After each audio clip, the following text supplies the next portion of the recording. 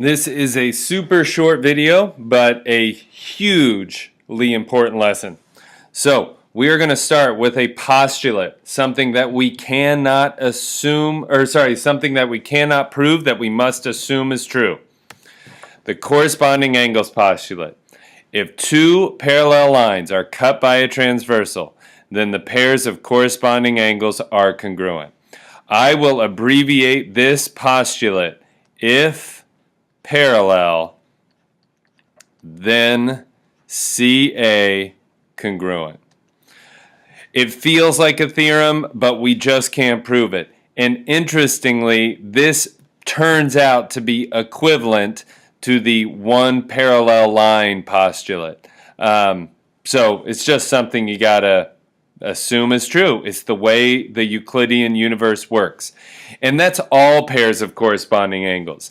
If the two lines are parallel, then the corresponding angles are congruent. So on this image, we have line P parallel to line Q. We have the transversal T, so we know angle 2 is congruent to angle 6. But we also know 1 is congruent to 5, and we know 3 is congruent to 4.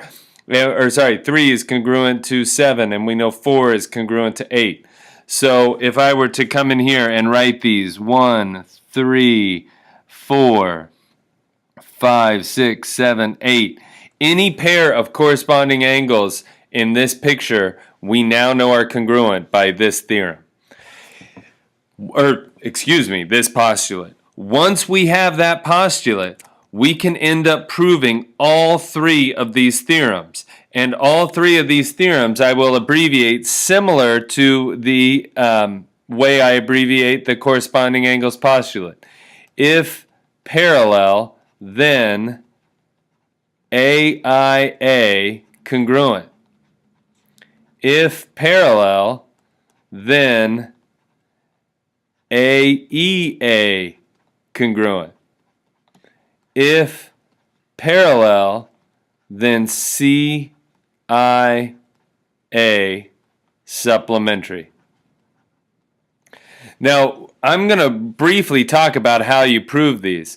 If I know corresponding angles are congruent, then I know 4 is congruent to 8. And if 4 is congruent to 8 and 8's congruent to 5, then 4 is congruent to 5 by transitive, right? Corresponding angles congruent, vertical angles congruent. If 1 is congruent to 5 by corresponding angles postulate, 5's congruent to 8 by vertical angle theorem, 1's congruent to 8 by transitive. If 4 is congruent to 5 by the AIA congruent, and 3 and 4 are a linear pair, so they're supplementary, well then 5 and 4 are congruent, so 5 and 3 have to be supplementary with the supplements theorem. So there you go. It's pretty easy proofs if you know your theorems. But this will allow us to do so many things, especially in the next chapter. But even in this chapter, now that we have all these theorems, we can actually study a lot of interesting angle relationships with parallel lines. The hardest part in this unit for students is being able to separate what are the lines that we're talking about and what are the transversals.